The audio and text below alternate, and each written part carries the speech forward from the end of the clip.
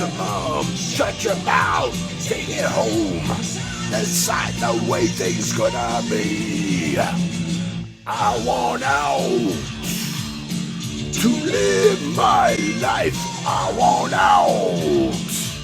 Leave me be. I want out. Do things on my own. Yeah. How's it going out there? This is Ryan Prince, the Prince of Alberta. Last name has no status. My name's Ryan Prince. It is January 2nd, 2026. Happy New Year, everyone. I wanted to come here today and I want to share with you guys give a little clarity to the Clarity Act and a little clarity to our Alberta government.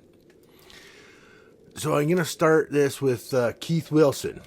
He's a constitutional lawyer, and he's going to clarify a little bit more on the Federal Clarity Act. And I want, this is important. This has been going around X and the different media, a little bit of the media for the last couple weeks. This is an interview with Jason Levine, Bruce Parody, and Mickey Amory. Mickey Amory is the Minister of Justice and Attorney General of the government of Alberta. And just a little clarification on what the provincial government, Alberta Provincial Government, has put in place with Bill 14.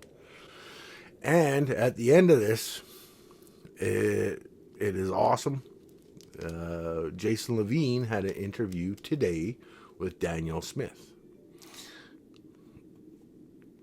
Look forward to the end here.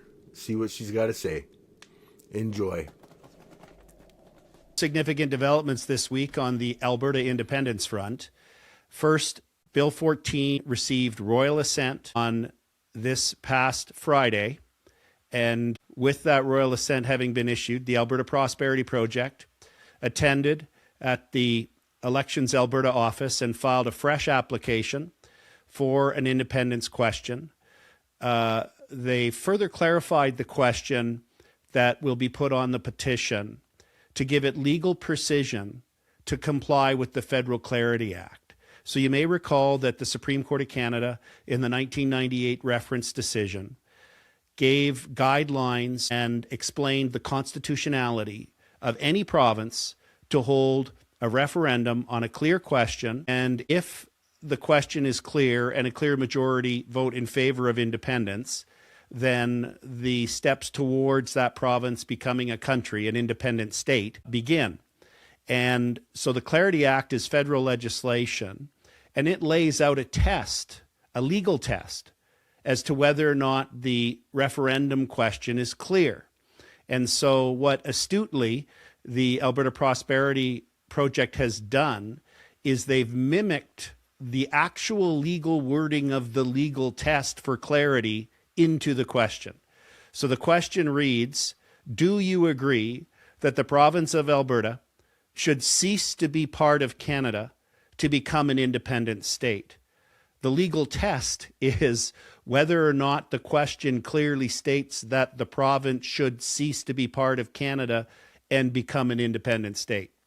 So it's going to be pretty hard for the federal government after a successful referendum, and when we move on to the negotiation phase, to claim, well, the question doesn't meet the test for clarity when it actually parrots the exact wording from the statutory test. So where we're at is Bill 14 is now law, which means the political interference triggered by the chief electoral officer sending it to the court to assess whether or not the petition question could potentially contravene the Constitution is no longer a requirement of law. and the gatekeeper as to whether citizens can bring forward questions on policy and constitutional amendments rests with the people. And the Premier has been very clear. Premier Smith has been very clear that she believes strongly in the principles of democracy and that it should be the citizens who are entitled to come together. Now, remember, it's not just one citizen that has to come together.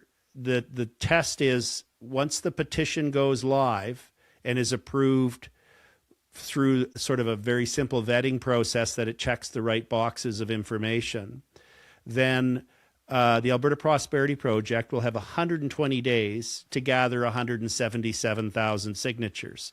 Of course, the greater the number of signatures that we can obtain on that petition will signal the level of support for independence and will signal how much more work needs to be done to get us over the threshold for a referendum, which is a clear majority of Albertans, voters in Alberta.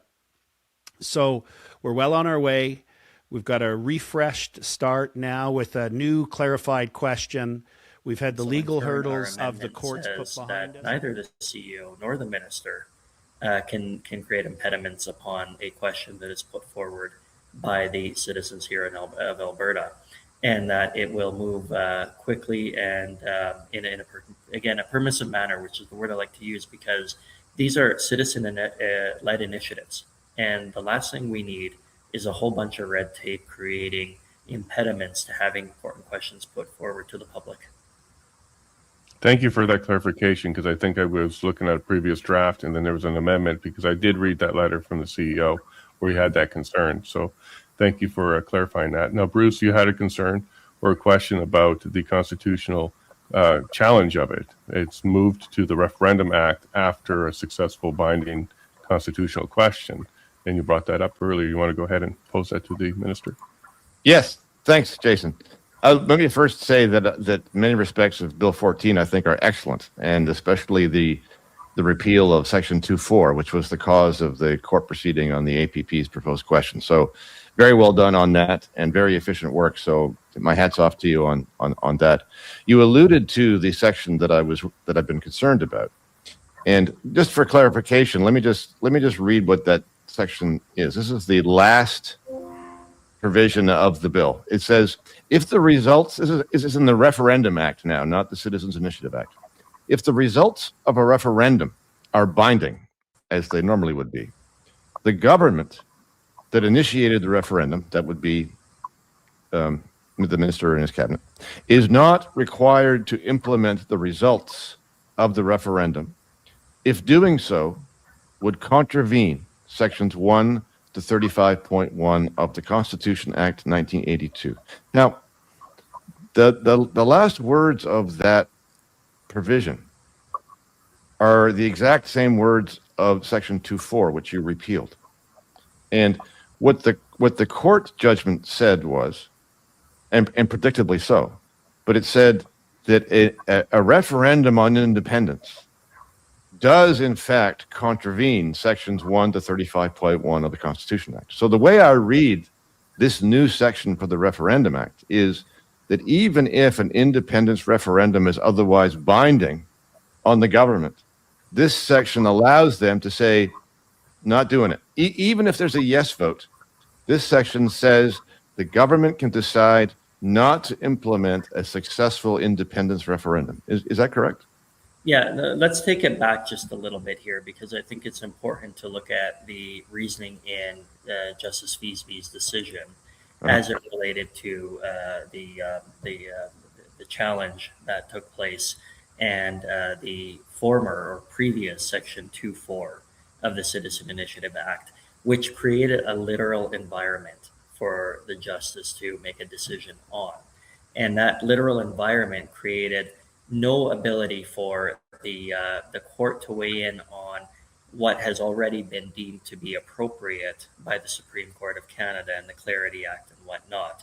And so when it is taken in its literal sense, the way that the question was put, subject to Section 2.4 of the Citizen Initiative Act itself, there was a predictable decision that we all saw. The amendments created a little bit of a difference there in that A referendum on independence itself is not unconstitutional because there are a number of triggers and processes that must take place in order for, in theory, a province to separate. And so the Supreme Court has created much clarity on that particular process. That process being that there needs to be consultation and engagement between the province and the federal government, as well as a constitutional amendment. And so when you take the literal meaning of the question itself as it was posed in its initial form, there was no doubt that the court had to rule in the way that it did. Right. But with the changes, it is a little bit different now, because now it says that the court that we can proceed with the question on a referendum, and that question is binding on the government of Alberta, as it should be. However, that last section that you read, Bruce, about it not being if it contravenes sections 1 to 35.1 of the Constitution Act, that the government would not be required to implement it, would not apply so long as in a scenario where independence was the desire of Albertans. We went through the proper processes as defined by the Supreme Court of Canada in creating the environment for independence.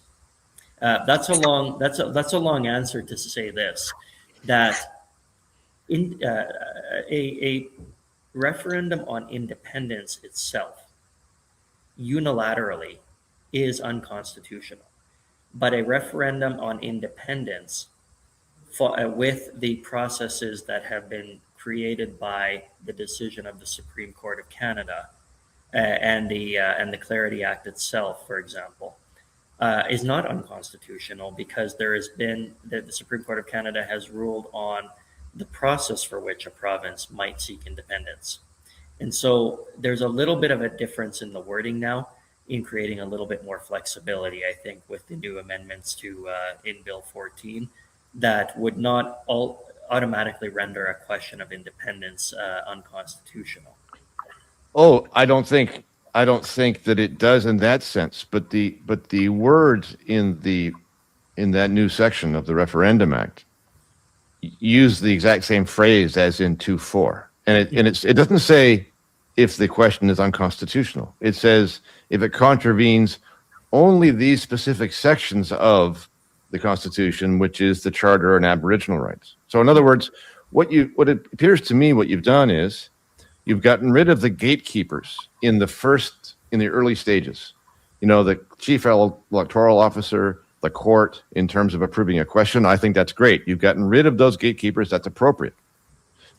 But I think what you've done is you've reserved for the government the ability to be a gatekeeper at the end of the process, so that even if a independence referendum is approved by the people, and even if it is an appropriate question, under the Clarity Act and the Supreme Court decision, even if it's going to lead to a proper process in terms of negotiation and so on, even if all those things are satisfied, this section provides the government with the opportunity to say, well, even though those things are fine, this contravenes section 1 to 35.1 of the Constitution. How do we know that? That's what Justice Feasby said that phrase means. So it has reserved to the government the ability to say, everything's in order, but we don't want to do it.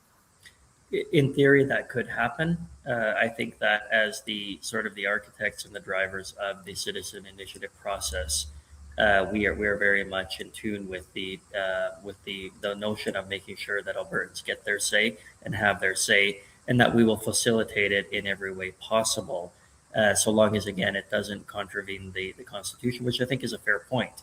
We want to be able to bring questions to the public, and I think we're fixated a little bit on independence and separation, but these are questions that can come in any format by anybody here in this province.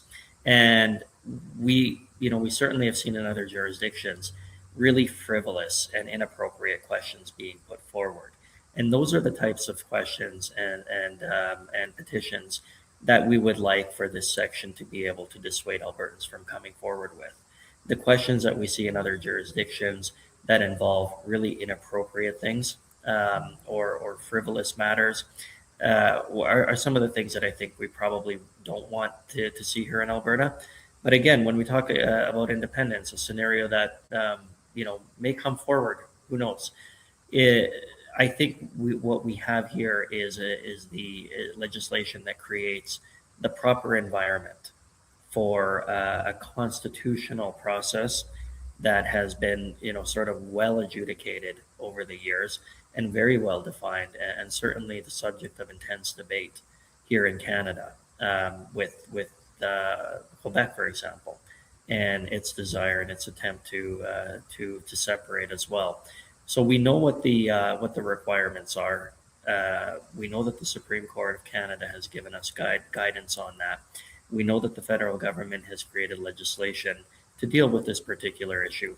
And what that section, what the amendments do, is they create a simplified process for which questions can come forward. Albertans can weigh in on them, and again, they certainly will be binding. I don't think it's a sort of get out of jail card for the government. I think it's designed to deal with really inappropriate questions that could, in theory, be put forward that might impact the rights that you described earlier, that we don't think are appropriate for a referendum question or a petition to be decided on. So what you're suggesting here is when it comes to the specific issue about independence, that's been adjudicated and laid out by the Supreme Court already. There's a process. But let's say there was a referendum that says, let's cancel all treaties, and it passes. And then it gets to your table, and you're like, well, we're not going to do that one because we don't think that's appropriate. Is that an example of what you're talking about? That's a fair example. Again, the right to independence requires a very distinct process and mechanism. And we know what that is. The amendments now are creating sort of the environment to allow that to happen without using the literal sense of the word. Should Alberta separate, yes or no? Well, in the former version, a yes vote would have been unconstitutional because we can't unilaterally secede from Canada. There's a process involved.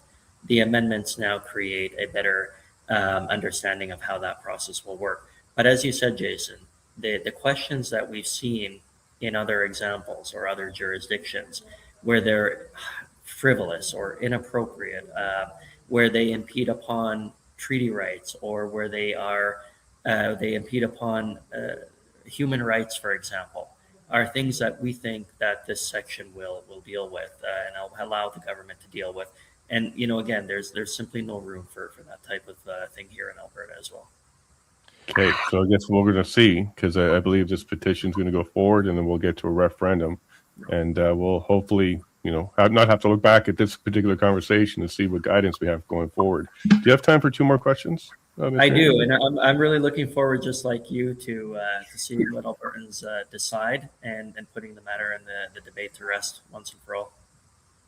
Excellent. Thank you very much for that. And yeah, I think it's going to be quite the summer. McAmory was highlighting with Bill 14, and one of the questions we had was the moving of the contravening of the Constitution question to the Referendum Act, which puts that decision within the government's deciding. So if there's a successful referendum, your government can decide whether or not to bring that forward if you determine it contravenes the Constitution. Specifically and only specifically with the independence question coming up in 2026, does your government have any intention to stop that referendum if we get to a successful referendum? Well, I'll tell you my thinking on this. I mean, I never understood why the chief electoral officer would let one go ahead and not the other, because they're the same question. They were just asked a different way. It was, do you want to remain in Canada? Yes, no. Or do you want to leave Canada? Yes, no. And so it didn't make sense to me that one got sent to the court and the other one didn't. And so that's part of the reason why we passed policy to remove that discretion from the chief electoral officer. It's not meant to have a gatekeeper. It's not meant to have someone say, well, I like the question, so I'll let it go ahead, or I don't like the question, so I'm going to block it. So our view is we want to give maximum latitude to the public to see if they find an issue that resonates, gets the signatures, and then it's up to us as a government to implement it in a way that's constitutional. So the Forever Canada petition when it finally got its number of signatures, we're now being asked not to put it to a referendum. We're being asked to just make it a vote of the legislature. And part of the argument was, well, we don't want the separatists to have piggyback on the fact that we did all this hard work getting people to sign on to the yes side. So now we have some parity. So now the Alberta Prosperity Project, as I understand it, is going to lead an effort on their preferred question. And we'll watch, we'll see. They've got, I think, 120 days to get 177,000 signatures.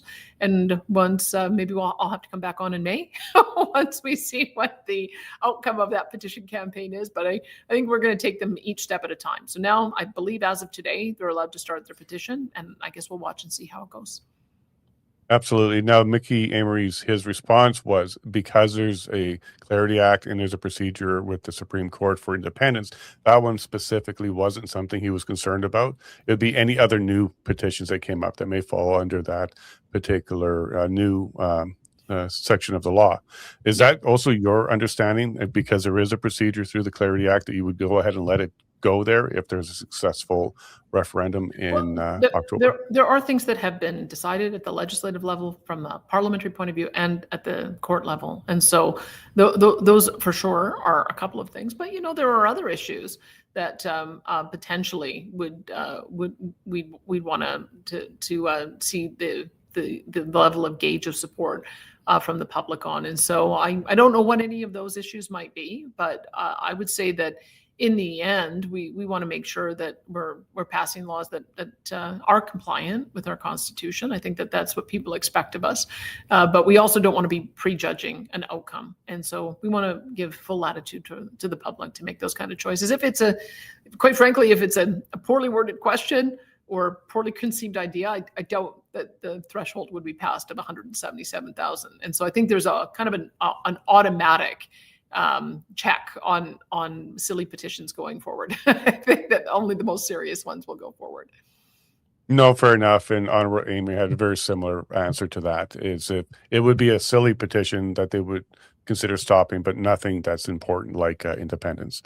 Do you have any last comments for Alberta as we let you get back to your very busy day? No, I'm glad that we went through this process, and I think it's not a bad thing from time to time to have a conversation about our relationship in and within Canada. I think this is a very good time for that. There seems to be a new spirit of cooperation. I'm very pleased to see that.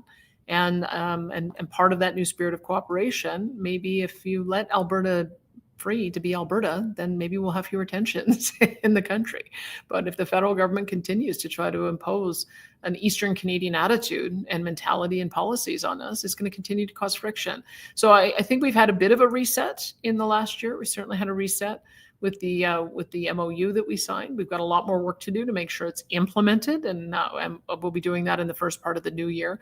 But sometimes having these conversations are important. It's if you don't allow these conversations about some of the frictions and the frustration to take place openly, then I think it can have a negative effect. And we want to have the honest conversation and see if we can fix a few things. Fantastic. And I'll be looking at your calendar for May 2nd. We'll have you back after those signatures are collected. You bet. Thanks, Jason. Talk soon. Thank you. Take care, Premier. Bye. Bye now. Well, there you go, folks. We got through all 7 parts of the Alberta Next panel, and I squeaked in one last question for the Premier there. I'm certainly going to follow up with her in May to see where we're at, because I do think the Alberta Prosperity Project is going to be highly successful. We're going to see what kind of numbers they get. If they're somewhere around 1 million, I think that conversation is going to be very loud and clear about the referendum going forward. I do want to continue to try and get a commitment out of this current government that they do not intend to invoke that section of the Referendum Act to stop a binding, successful constitution. It sounded like very similar to what Honorable Amory said, which was that particular clause is really meant for silly petitions. And one of the examples I gave of Honorable Amory was, for example, if there's a petition to cancel all treaties and it passed, like you got the signatures and it was voted on and passed, would they stop that? And the answer would be yes, because that would violate the Constitution for the treaties and recognizing treaties. But when it came to independence specifically, there's a procedure going forward in the House of Commons through the Clarity Act and the Supreme Court through their recommendations on secession. So there is a path forward. Consider that to be a constitutional. Thank you, Jason. Yes, there is a path forward. Thank you for this. And I thank Danielle Smith. She's doing her job, and she's having the conversation. She's inviting us to have the conversation, and what she's doing in Alberta is great. It is. It's helping a lot of the children here in Alberta, what she is doing.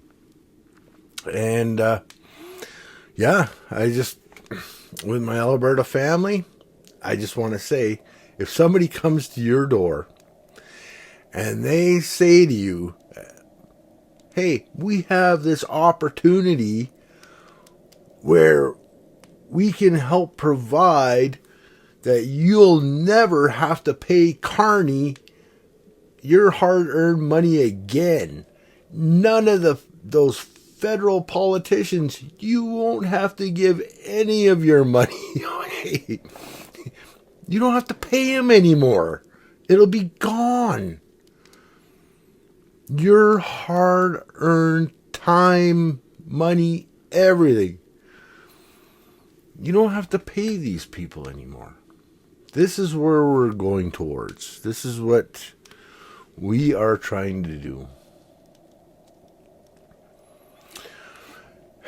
And I just want to wish everybody the best, and a brand new chapter in your life, brand new year, brand new chapter in your life. Health, wellness, prosperity on the other side of this screen in Lakesh.